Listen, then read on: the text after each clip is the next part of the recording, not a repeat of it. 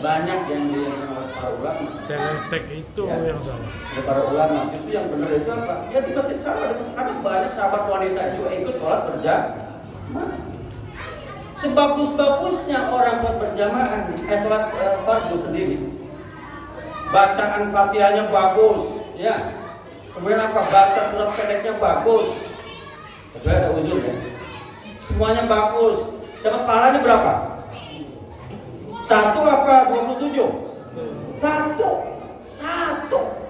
Lah gimana kalau bacanya udah nggak bener? Iya, rukunya asal-asalan, sholat tersamping TV sambil mendengar iklan. Lah gimana kalau dapat 1? Susah. Lah iya, sholatnya udah kan rumah kita ini masih lumayan nggak ada. Di sana itu di Rupiah mana? RSSS banyak S-nya dulu. Rumah sangat sederhana, sulit selonjoran. Ya pas sholatnya itu di mana aja? Lah sekarang ada orang sholat berjamaah di masjid, bacaannya juga nggak bagus-bagus amat. Dia juga mohon maaf ya, ruku ikutin imam, bacaannya ikutin imam, ya kan? Karena kata Nabi, qiraatul imam qiraatul makmum. Bacaan imam itu sudah menggantikan bacaan makmum dalam rakaat yang jahar. Orang begini nih, mohon maaf ya, udah dipandu, enak bener ya. Pahalanya berapa? Minimal 27 derajat. Bayangkan, missing. Makanya rindulah berjamaah. Ya. Nah, kita bersyukur di sini alhamdulillah. Ibu-ibu juga banyak yang hadir. Karena mohon maaf Bapak Ibu, kadang-kadang pendapat yang tidak familiar ini, yang seakan-akan kita merasa lebih benar, padahal sudah dipraktekkan oleh para sahabat, termasuk istri-istri baginda Rasulullah Shallallahu Alaihi. Kenapa dilarang tidak boleh sholat berjamaah? Itu ada hadisnya tuh, yang katanya lebih bagus di rumahnya, di kamar, bagi mereka yang sering membuat fitnah. Contoh, cakep banget, pakai penjabatnya 1 botol gitu kan. Satu masjid ini orang gak khusyuk, kenapa? Ini baunya aneh. Nah itu mungkin ya, tapi saya kira di sini alhamdulillah nggak ada yang begitu deh. Ya, istilahnya apa? Insya Allah aman-aman saja di perumahan kita ini. Artinya apa? Kita harus pahami itu. Sholat itu luar biasa. Kenapa kata Nabi? Kalau sholat kita sudah bagus, otomatis dari nilainya 27 kali 5. Ini mohon apa itu? 27 kali 5. Sudah berapa tuh? Itu sendiri aja.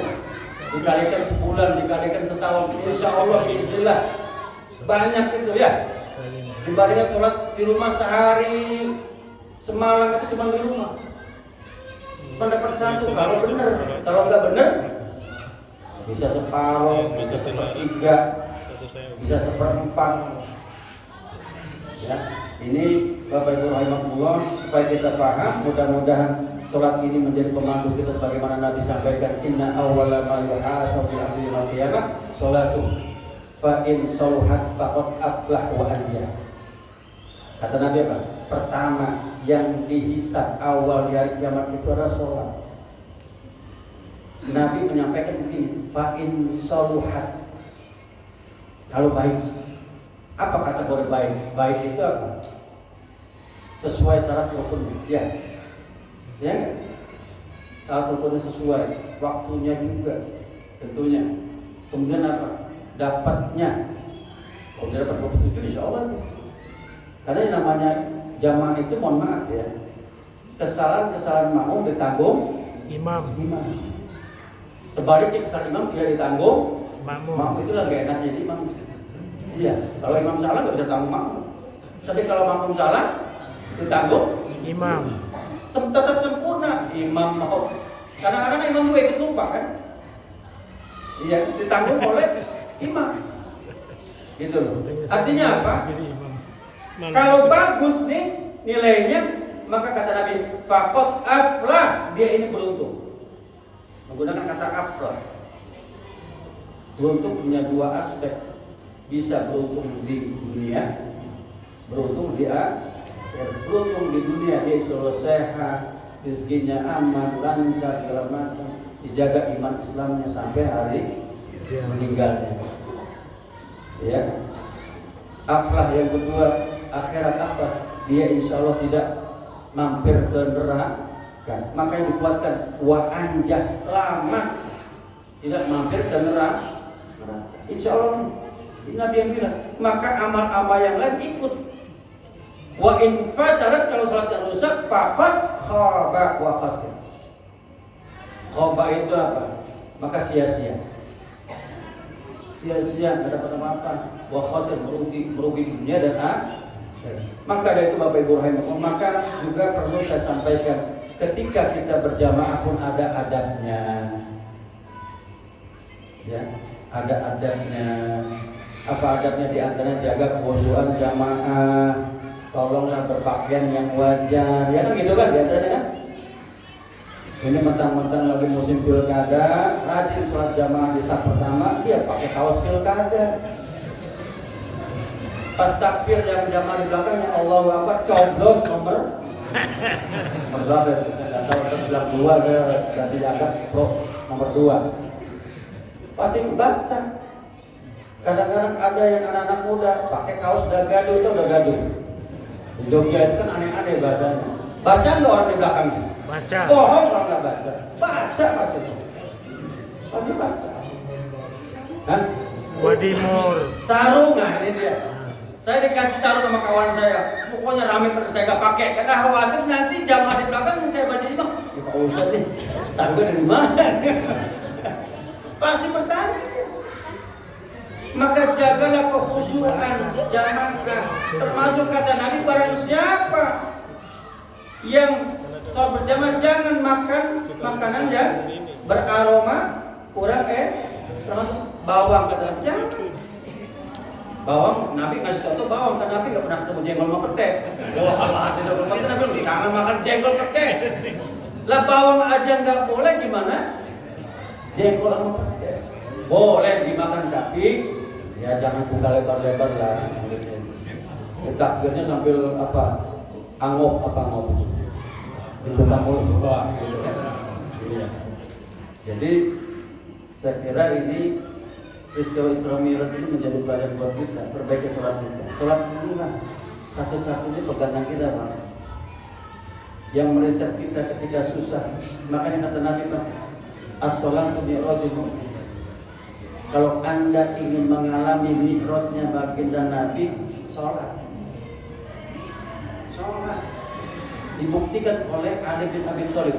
Ini meskipun riwayat diperdebatkan. Ali ketika kena panah di betisnya, bilang sama sahabat, tolong nanti pas saya sholat. Pas saya sholat bisa.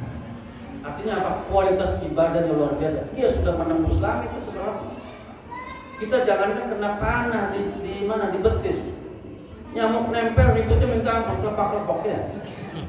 Yang disalahin nanti mabuk, ini nggak semprot ini masjid ya, ya kan? Padahal itu cobaan nyamuk itu, iya kan? Cobaan. Setan. Artinya apa? Kita ini perbaiki sholat, otomatis memperbaiki aplikasi buat HP tadi. HP-nya diperbaiki.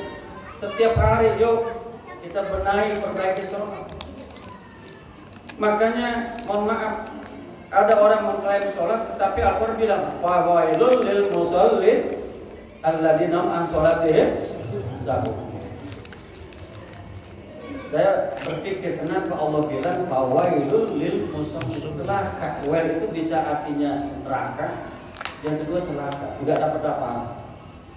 Fawailul musallin alladzina an sholatihim sahun. Makanya kata ulama, nggak boleh dibaca putus, karena nanti jelek maknanya, rusak maknanya. Yang bagus fawailul musallin alladzina an sholatihim sahun. Supaya jelas siapa orang-orang sholat yang celaka. Siapa itu? Yang lalai. Kata-kata lalai kata Ibnu Taimiyah ada beberapa penafsiran. Satu, yang mengakhirkan waktu sholat. Ini nasihatnya saya juga dan juga yang lain. Kita kan sering kadang-kadang sibuk. Mengakhir-akhirkan waktu sholat, maka masuk dalam kategori fawailul lil musallin. Yang kedua, asal. Ya, kata-kata asal ini, mohon maaf, orang kadang-kadang nanya ke saya, Ustaz, apakah tumanina yang tadi sempurna itu itu tergantung lama dan sebentar. Enggak, tumanina enggak terkait lama sebentar. Yang penting dia normal, alami perpindahan satu rukun ke rukun yang lain, ya kan? Secara alami dan benar.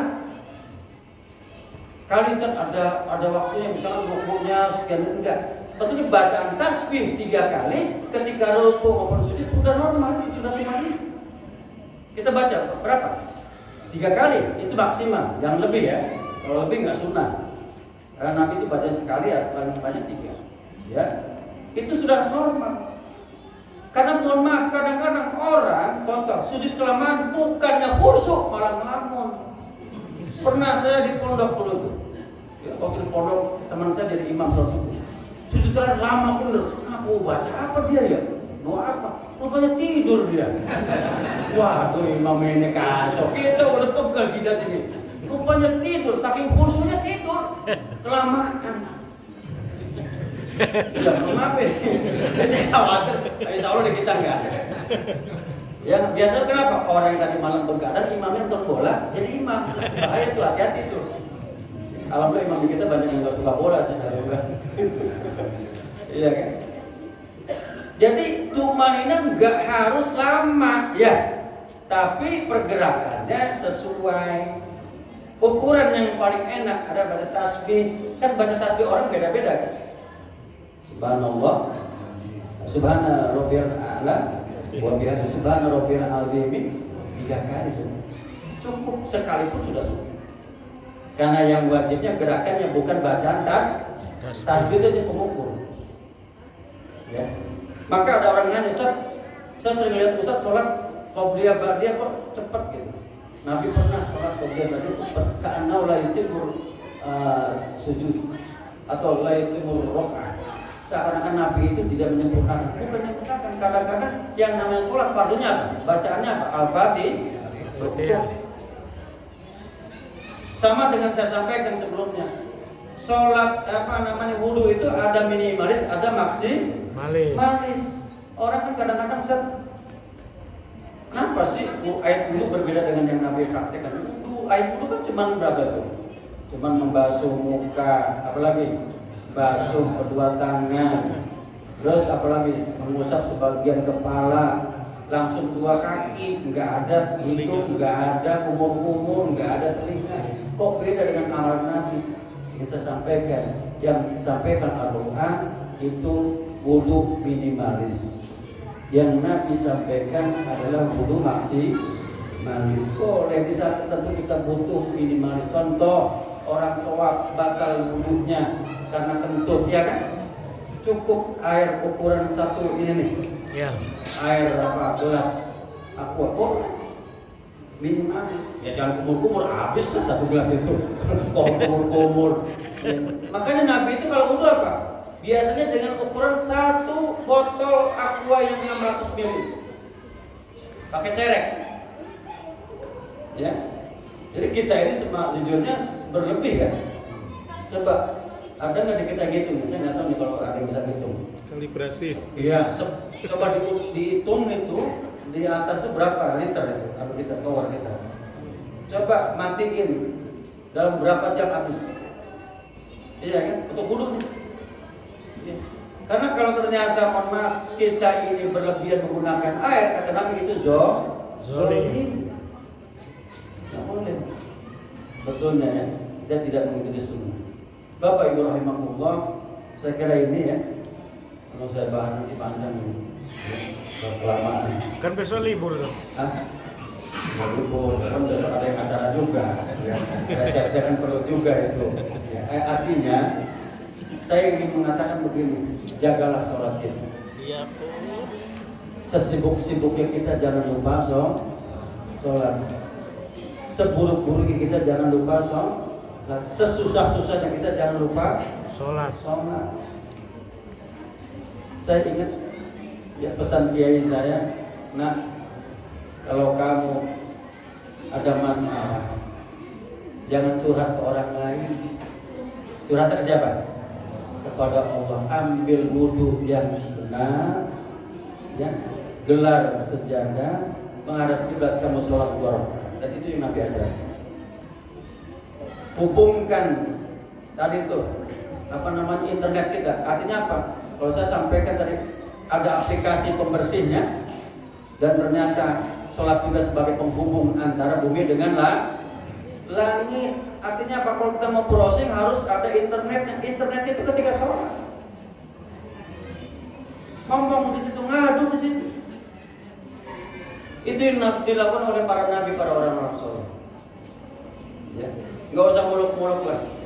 Ya, makanya yang disampaikan oleh para ulama dahulu, jaga sholat. Sholat itu yang terus diomong, sholat. Ya. Apa gunanya ilmu setinggi langit? Ya, harta kekayaan segunung tapi badan tidak sholat.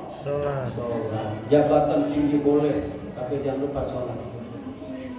Mudah-mudahan Bapak Ibu rahimahullah di malam yang barokah ini, dan insya Allah mungkin tanggal berapa? 14 kita nih Sya'ban ya. 14 kita nih Sya'ban, selalu kita sholat tasbih ya. Nah, salah satu cara kita supaya hafal lagi sholat tasbih itu kan di acara-acara begitu ya. Saya nggak yakin kalau bapak-bapak itu sholat tasbih sendiri.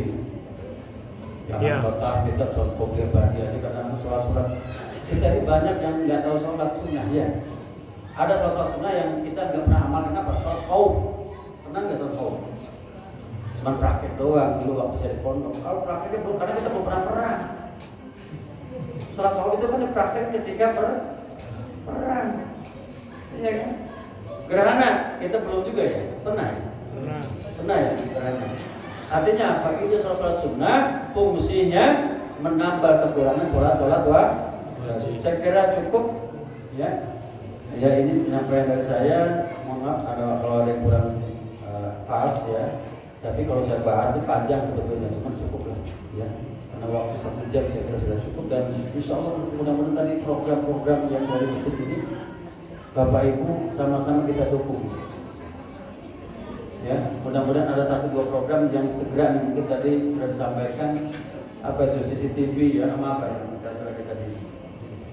Sinetron. Ini Smart TV itu fungsinya apa? Menayangkan di depan itu pertama apa? Untuk mengumumkan waktu sahur, apalagi waktu buka, termasuk kegiatan, jadwal, nggak perlu lagi diumumkan.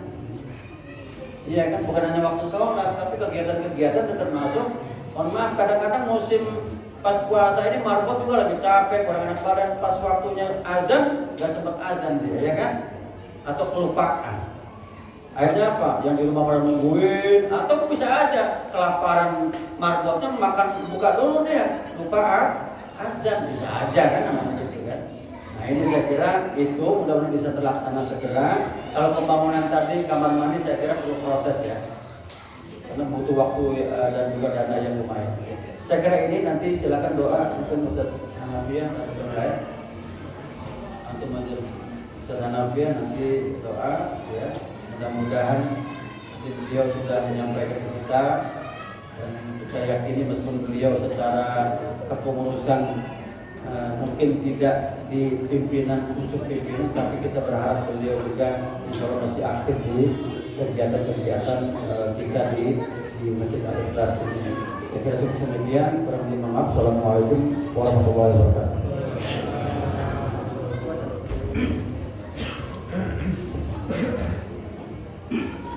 Baik Bapak Ibu jamaah hadirin rahimakumullah, kita mengakhiri acara kita pada malam hari ini. Kita memohon dan berdoa kepada Allah semoga kita diberikan kesehatan lahir batin, dipanjangkan umurnya, ditetapkan iman Islamnya, diluaskan rezekinya, dan kita bisa bertemu dengan bulan Ramadan di tahun ini untuk sama-sama meningkatkan ibadah kita, kualitas ibadah kita kepada Allah Subhanahu wa Ta'ala.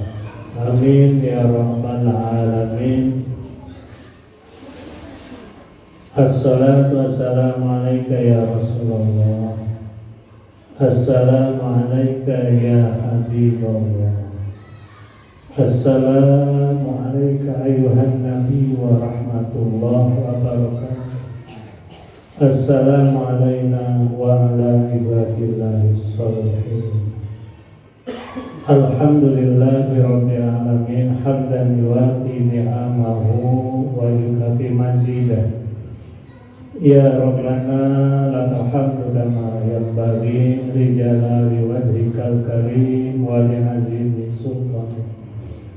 Allahumma sholli ala Sayyidina Muhammad wa ala ali Sayyidina Muhammad kama shollaita ala Sayyidina Ibrahim wa ala ali Sayyidina Ibrahim wa barik ala Sayyidina Muhammad wa ala ali Sayyidina Muhammad kama barakta ala Sayyidina Ibrahim wa ala ali Sayyidina Ibrahim fil alamin innaka Hamidum Majid.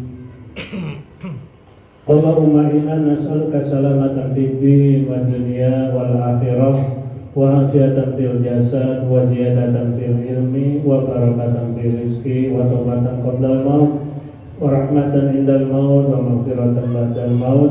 Allahumma hawwin alaina fi sakaratil maut wa najata minan nar wa aqwa inda fi sabbi rahmatika ya arhamar rahimin. Allahumma ighfir lana wa liwalidayna warhamhum kama rabbawna shighara wa li jami'il muslimin wal muslimat wal mu'minin wal mu'minat al-ahya'i minhum wal amwat innaka ala kulli syai'in qadir. Allahumma barik lana fi Rajab wa Sa'ban wa balighna Ramadana bi rahmatika ya arhamar rahimin. Rabbana atina fid dunya hasanah wa fil akhirati hasanah wa qina azabannar walhamdulillahi rabbil alamin.